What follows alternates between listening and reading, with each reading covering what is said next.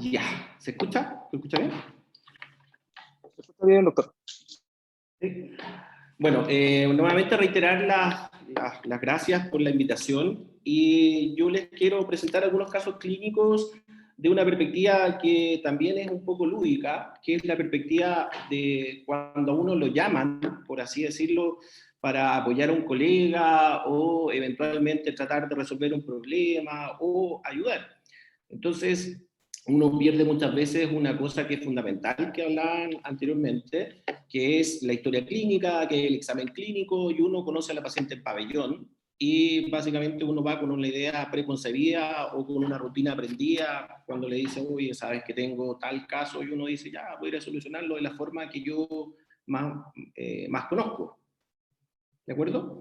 Entonces, para esto yo les traje un par de casos que son 100% verídicos y que me tocó abordarlos a mí, y los dos me trajeron grandes sorpresas, ¿ya? El primero es un caso de un embarazo ectópico, que para los que la gente no sabe, es una implantación del producto de la concepción fuera de la cavidad endometrial. Es la segunda causa de hemorragia, la primera en la primera mitad del embarazo, y en general se presenta uno en cada 100 o uno en cada 200 nacidos. Estamos hablando de ciclos menstruales no inducidos, porque con una tasa más alta en los procesos de fertilización in vitro podemos tener hasta 1 en 40, 1 en 50. Esta situación que les quiero presentar es algo que uno va viendo durante su estudio y el desarrollo, tanto en la escuela de medicina, después como especialista o ultra especialista, que son las ubicaciones de los futuros embarazos ectópicos, ¿ya? Donde está el embarazo cervical, que dicho sea de paso está fuera de la cavidad endometrial, por eso se considera embarazo ectópico, el embarazo peritoneal, el embarazo abdominal, que algunos reportes anecdóticos pueden llegar a término, o sea, no a término, pero sí a la sobrevida. Está el embarazo ovárico, el intersticial, y obviamente que el más frecuente es el que se ubica en la trompa, y en este caso en la región ampular. Les pido que por favor recuerden esta diapositiva, porque es la que sale en todos los libros, la que yo he encontrado, y la verdad que es súper importante. Bueno, el embarazo ectópico nos plantea hoy en día algunos, y bueno, y siempre, algunos desafíos tanto desde el punto de vista ético, porque de repente hay algunos embarazos ectópicos como este, que me tocó operar a mí, que tienen latido, tienen un embrión, y muchas veces cuesta explicarle a la mujer o a la paciente que su embarazo no es viable. Y de hecho, hoy día está, y lo incluyeron dentro de las causales de aborto, amparado bajo la ley, en la cual uno tiene que informar a la paciente, ya que su embarazo no es viable y ella tiene que dar su consentimiento y todas las cosas que estamos hablando bajo el régimen de la ley. Y eso a algunas pacientes les cuesta entender que un embrión que tenga latido no es viable y que uno va a ir a realizar una salpingectomía o a terminar con el embarazo.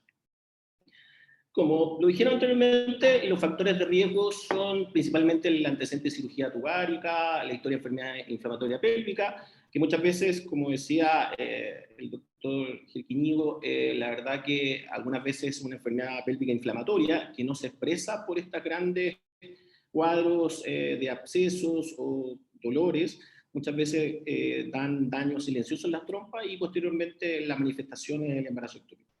La operación tubaria previa por infertilidad, la ligadura tubaria, recordemos que la esterilización tubaria también puede fallar y por lo tanto al fallar producir un embarazo ectópico. Los estados de infertilidad y los procesos de reproducción asistida, como les decía anteriormente. La clasificación, para que ustedes lo recuerden un poco, tenemos los embarazos ectópicos no complicados, que son aquellos embarazos que se conservan dentro de la trompa, que no se han roto y que no dan ninguna manifestación, ni dolor, ni tampoco algún compromiso hemodinámico. Y tenemos el cuadro que a nosotros muchas veces nos genera angustia, nos genera también preocupación y nos genera la real urgencia que nosotros tenemos muchas veces en ginecología, que es el llamado embarazo ectópico complicado, que son pacientes que muchas veces algunas ni siquiera sabían que estaban embarazadas, pero llegan con compromiso hemodinámico, algunas incluso niegan la actividad sexual, algunas tienen irregularidad menstrual, por lo tanto tampoco para ellas es algo que se le escape, que no le llegue la regla, por ejemplo, y tenemos todos esos signos: sangrado irregular, hipersensibilidad anexial o masa anexial. Y tenemos este cuadro, que es el cuadro que a nosotros nos lleva a intervenir a estas pacientes muchas veces de urgencia, al borde del shock hemodinámico y con compromiso. Y recordemos que por lo general son pacientes jóvenes, una pelvis con un hemoperitoneo importante. Algunos auxiliares diagnósticos que en este caso nosotros tenemos una sensibilidad bastante alta para hacer el diagnóstico. Tenemos la masa anexial, el útero vacío, una decidua hiperplásica, el pseudosaco gestacional, y obviamente que la masa anexial con ultrasonido, más este apoyo diagnóstico que tenemos nosotros, que es del laboratorio, que es la beta. Ya tenemos una sensibilidad más o menos del 97% para hacer el diagnóstico. Obviamente que buscamos también algunas cosas relacionadas. El ultrasonido nos aporta no solamente la ubicación del embarazo ectópico, sino que también algunos signos indirectos, como es la sangre o eventualmente el cuerpo lúteo, que puede estar cercano al embarazo. Hay algunas fotos de cómo se ve fundamentalmente el embarazo ectópico. Tenemos refuerzo al Doppler, el anillo de fuego que le llaman, ¿ya? Como diagnóstico diferencial, bueno, todos los que tenemos ahí: amenaza de aborto, quiste ovario, hemorragia funcional, apendicitis aguda, enfermedad de la vía urinaria, enfermedad inflamatoria pélvica o un mioma en degeneración.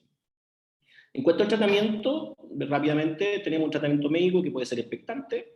Muchas veces los embarazos ectópicos se pueden resolver solos, o tenemos un tratamiento médico también a través de una droga que es el metotrexato, como bien saben ustedes, inhibidor de la dihidrofolato reductasa. Por lo tanto, disminuye la actividad del trofoblasto y obviamente se resuelven. De los quirúrgicos tenemos el tratamiento conservador, que es la salpingostomía, que es cuando uno vacía la trompa y trata de conservar la trompa, sobre todo en pacientes que les queda una sola trompa, y el radical, que es la salpingectomía. Noticias con respecto a todos estos tratamientos: hay evaluaciones que dicen que todos los tratamientos tienen el mismo resultado, y el resultado se ha visto en embarazos posteriores normotópicos o la consecuente repetición del embarazo ectópico. Todos los tratamientos para esta enfermedad son iguales, o sea, en cuanto a los resultados. El caso clínico, ya pasando un poco a lo que les quiero contar. Como les decía, a mí me llamaron por esta paciente, una paciente de 23 años, multípara de 1, sin antecedentes mórbidos. Tenía un diagnóstico de un embarazo de viabilidad incierta. Muchas veces nosotros recibimos pacientes que tienen una beta positiva. Tenemos un saco que muchas veces lo confundimos con un saco gestacional, pero realmente es un pseudosaco por la reacción decidual que pueden ver estas pacientes. Y muchas veces nosotros repetimos el seguimiento de la beta o la ecografía en una semana o la beta en 2 días, y la dejaron en seguimiento ambulatorio. La paciente consulta por un intenso dolor hipogástrico, genitorragia abundante de 1,5 horas, asociado a signos de irritación peritoneal y hemodinamia inestable. La ecografía transvaginal describe una lesión alexial paraovárica derecha, compatible con embarazo ectópico complicado, asociado a cantidad moderada de líquido libre, sugerente de hemoperitoneo. Por lo tanto, era un embarazo ectópico complicado, roto, que está fuera del alcance del tratamiento médico y que requiere una intervención quirúrgica, que por lo general nosotros la realizamos por videolaparoscopía, y procedemos a hacer una salpingectomía, que es sacar la trompa. ¿Y qué fue lo que a mí me sorprendió? Como les vuelvo a reiterar, que a uno lo llaman, le dicen: ¿me podía ayudar en esto? Claro, uno entra y la discusión, obviamente, que el embarazo ectópico es impredecible, no existen características para distinguirlo. Se perdió un poco acá, ya. Lo que les quería contar es esto.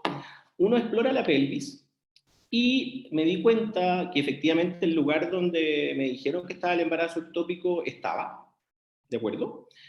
Pero obviamente que con el laparoscopio siempre uno explora la pelvis y todos los órganos abdominales, y nos dimos cuenta que había un embarazo ectópico también en el otro lado. Por lo tanto, uno va a ver este cuadrito que les decía anteriormente y uno dice: chuta, esto yo no lo he visto nunca. Veo todas las localizaciones de embarazo ectópico que están, qué sé yo, en una trompa. Existe el heterotópico, que también me recuerdo con el doctor Ginter Bosic, que me derivó una vez una paciente que tenía un embarazo heterotópico, es decir, un embarazo que estaba uno dentro del útero, que era normal, y otro en la otra trompa. Pero este caso, que era un embarazo, llamarlo gemelar, los dos ectópicos, en una paciente de 21 años, era una cosa que yo no había visto nunca y que la literatura me confirmó que no la había visto nunca porque realmente es algo que es súper raro que pase. Ahí está la confirmación fundamental de que un embarazo tumárico bilateral con hematosalpin. Y les quería mostrar este cuadrito. Este cuadrito se repite en múltiples libros clásicos de ginecología, libros nuevos, y todavía no veo a alguien que se le haya ocurrido dibujar un embarazo ectópico, pero también en la otra trompa, o sea, o que esté simultáneamente. Entonces, este caso fue presentado en un congreso, y como le vuelvo a reiterar, un embarazo ectópico tiene una incidencia reportada en 200.000 nacidos vivos. Nosotros acá en el Hospital Clínico de la Universidad de Chile tenemos 2.000 partos al año, por lo tanto, si uno hace una proyección para tener que pasar alrededor de unos 100 años para volver a ver un caso como este, ¿de acuerdo? Y por eso yo la transmisión que les quiero dar, que por rutinario que parezca un procedimiento tanto médico o como quirúrgico, uno se puede encontrar con sorpresa. Y la sorpresa fue para mí esta. Yo, con todo lo que había leído sobre embarazo ectópico, nunca pensé, y lo aprendí acá, que también existía el embarazo ectópico bilateral. La verdad que eso fue algo que a mí me llevó a querer presentarle este caso. Ahí está, como le digo, el reporte de la foto y el estudio anatomopatológico. No sé si tienen alguna pregunta de este caso, que como les vuelvo a reiterar es un caso casi anecdótico, pero también le enseña mucho de las cosas que uno se puede encontrar. Profesor, ¿le parece que las preguntas las hagamos al final de la presentación? Encantado, encantado. Entonces, el segundo caso que les quiero presentar también es un caso que va también de la mano de las cosas que uno se dedica. De un tiempo a esta parte nosotros tenemos un protocolo para operar pacientes con acretismo placentario. Y este caso a mí me llevó también a darme cuenta que hay muchos errores que se cometen por falta de examen, acuiciosidad y todo lo que decían los colegas anteriormente. Muchas veces una historia clínica u otras cosas nos ayudan a permitir y tratar de no generar tantos errores. Muy parecida a la situación, me llaman en la noche, fundamentalmente porque tenemos un equipo acá, que somos 2 o 3 personas que nos dedicamos a estos casos. El caso que les quiero presentar es de acretismo placentario. El acretismo placentario, para contextualizar un poco, es una penetración anormal de la placenta en el miometrio. Es una patología fundamentalmente que nosotros, los obstetras ginecólogos, hemos fabricado y hemos empeorado al aumentar nuestra tasa de cesáreas. El principal factor de riesgo para una penetración anormal de la placenta es la cesárea, y lamentablemente la obstetricia actualmente estamos con una tasa de cesárea alta a nivel mundial, y esta es una patología que la obstetricia antigua no se veía con tanta frecuencia, y por eso es una patología que causa mucha mortalidad, como les voy a presentar. Ahí, para que entiendan un poco de qué se trata el acretismo placentario, tenemos distintos grados. Es cuando la placenta penetra más allá de la decidua, basal por lo menos. Tenemos la placenta increta, la placenta acreta y la percreta, que es la más grave, que es cuando sobrepasa la serosa e incluso puede invadir órganos vecinos, como son la vejiga, parametrios, uréteres o recto. Decirles que una de las cosas que nosotros nos vemos enfrentados como suma urgencia y que compromete mucho la vida es lo que nosotros le llamamos histerectomía obstétrica. Uno de los grandes temores que tenía uno cuando se estaba formando es enfrentarse a esta situación, que es una histerectomía obstétrica, en la cual es una situación exsanguinante. Una paciente, recuerden ustedes, que tiene el flujo de 500 ml minuto al útero. Entonces, cuando hay una hemorragia descontrolada, en unos 4 o 5 minutos se va a la mitad de la volemia si uno no actúa rápidamente, y la paciente se puede morir. y las pacientes que se mueren, lamentablemente, son pacientes jóvenes, no son pacientes que a nadie se le pasa por la cabeza de que podría tener un desenlace como este. Ahí están las distintas causas de histerectomía y se dan cuenta ustedes que el acretismo placentario en sus distintas formas es la mayor causa de histerectomía, obstétrica por lo menos. ¿Cuáles son las complicaciones asociadas a la histerectomía? Muerte, los daños a los órganos vecinos, vejiga, uréter, ovarios, las reoperaciones, las politransfusiones, los fallos cardiorrespiratorios. Y los factores de riesgo, como les dije anteriormente, están el daño miometrial. Recordemos que el daño miometrial no solamente se puede producir por la cesárea, sino que por procedimientos rutinarios nuestros, que son los legrados, las miomectomías. Y la otra cosa importante es la ubicación de la placenta, que es lo que nosotros llamamos placenta previa, que es cuando la placenta se ubica a nivel del segmento. También hay algunas cosas relacionadas con la edad, la extracción manual o la cesárea sin trabajo de parto. Como les dije anteriormente, una de las cosas en las cuales nosotros nos hemos ido comparando con otros medios radiológicos es la ecografía con respecto a la resonancia. Nosotros tenemos esas sensibilidades que pueden ver ahí, especificidades entre el 50 al 90% y 50 al 70%. Y los hallazgos son fundamentalmente los que están ahí: adelgazamiento del miometrio, adelgazamiento, desaparición de la línea hipercogénica uterovesical, placenta fuera de la serositerina, y también los lagos venosos, que son estas estasias que se producen y que se pueden ver con el Doppler. Para la gente que se dedica más a la ecografía dentro de mi campo, tiene una sensibilidad bastante buena. Les voy a mostrar algunas fotos de cómo se ven estas patologías desde el punto de vista de la ecografía.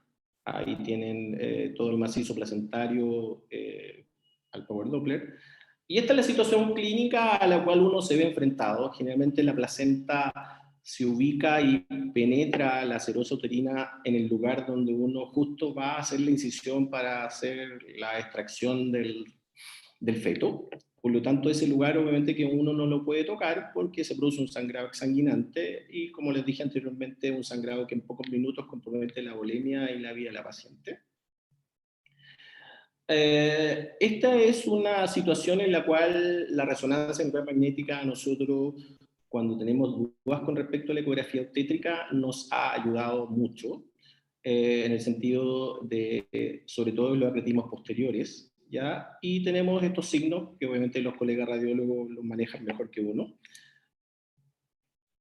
Y pese a tener exámenes normales, y esta es otra cosa también que les quiero transmitir, que el caso que les voy a presentar también lo condice,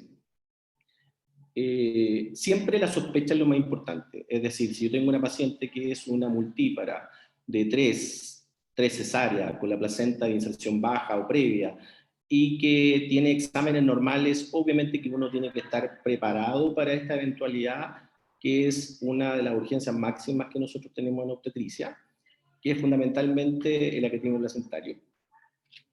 Y el caso, bueno, el tratamiento puede ir un manejo conservador que la verdad que ha tenido algunos hierros y también es bastante azaroso. La mayor morbilidad es fundamentalmente la infección, reoperaciones y sangrado. Y lo que más hacemos nosotros y a nivel mundial es la cesárea más una histerectomía obstétrica, que es una cirugía en la cual uno extrae el recién nacido y procede a la histerectomía para evitar todos estos sangrados que comprometen la vida de la paciente. Y esto es muy importante. Por lo general los cirujanos, tanto de cirugía general o de especialidades, muchas veces por una cosa de narcisismo o otras cosas, nos cuesta trabajar con gente que no sea de nuestra área u especialidad. Pero esta es una patología en la cual uno tiene que llamar a mucha gente muchas veces.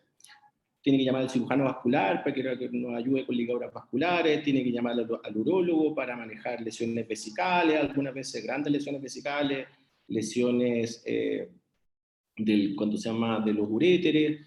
Tenemos también otro campo en el cual nosotros nos relacionamos mucho también con los radiólogos, que es la radiología intervencional, en la cual tenemos la embolización selectiva, tenemos la oclusión con balones que también nos ayudan a hacer que este sangrado no sea tan violento.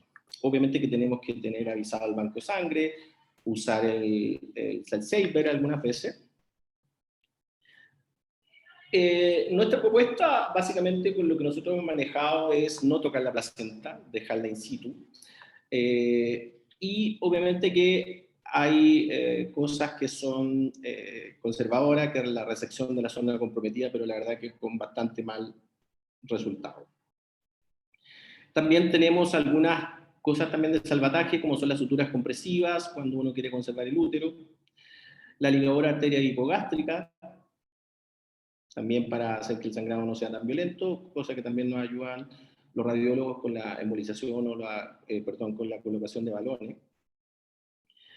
Y tenemos nuestro principal temor, que es lo que nosotros le llamamos el perquetismo placentario. Esta es la principal causa de morbi-mortalidad. Hay algunas estadísticas, muerte materna sobre el 7%, ninguna con manejo conservador, el 50% se produjo después de las 35 semanas, y es fundamentalmente porque no fue una cesárea programada, o fue una cesárea de urgencia, o en trabajo de parto.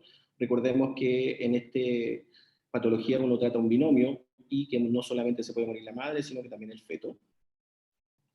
Y aquí quiero pasar al caso clínico, y nuevamente recalcando la situación que cuando uno lo llaman y uno conoce a la paciente en pabellón, y la paciente es una paciente, obviamente sexo femenino, 32 años, multiparado, doble cicatriz de cesárea, cursando el embarazo de 16 semanas cuando consultó en nuestro servicio.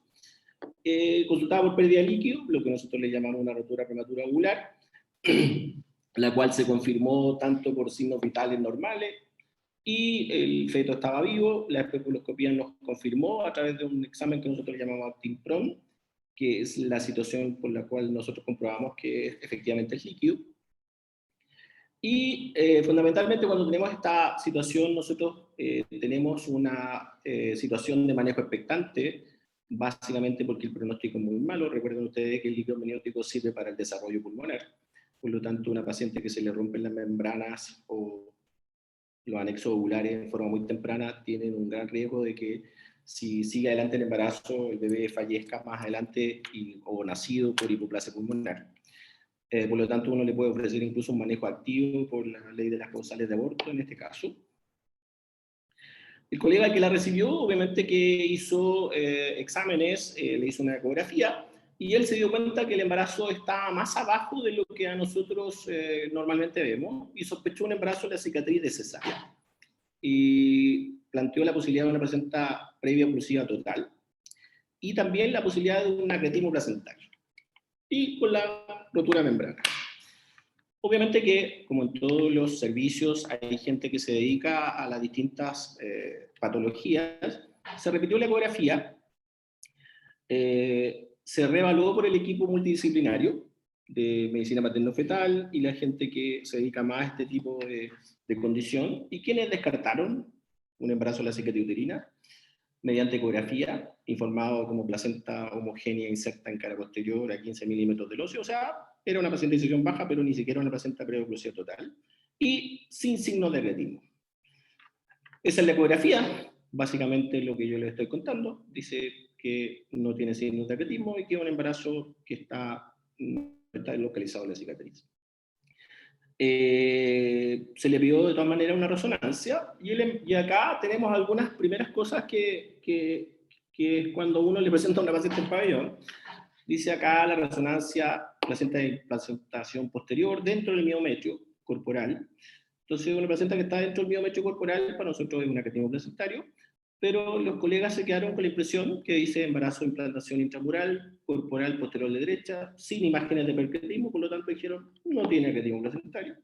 Cicatriz de cesárea expandida por el saco gestacional, sin implantación placentaria, o sea, lo mismo que había visto en la ecografía. Y acá tenemos la primera cosa, que es un posible cuerpo extraño subcutáneo periumbilical. Y quizás los colegas que estábamos viendo esta paciente, fundamentalmente, le dieron tanta importancia al perquetismo que la verdad que no le llamó ni siquiera la atención que tenía un cuerpo extraño, probablemente periumbilical, y no interrogaron a la paciente tampoco. Y la paciente se decide dejar el manejo expectante hasta una ecografía fetal que se le hizo a las 21:1 y se diagnosticó un óbito fetal, que en el contexto de la paciente no era algo que fuera inesperado, recordemos que tenía las membranas rotas, y se hospitaliza para manejo quirúrgico. Con todos los antecedentes importantes anteriores y que descartaban una mayor patología, se le ofrece una eventual cesárea más una esterilización y entraron al pabellón. Sin este dogma que les digo yo, que pese a exámenes normales, hay que sospecharlo. Se encontraron con esta situación, estas son fotos reales del caso, y se pueden ver ahí vasos penetrando la pared uterina a nivel placentario. Este otro foto en el cual uno ve el cuerpo uterino, obviamente hacia superior, y abajo totalmente distendido el segmento, ¿ya?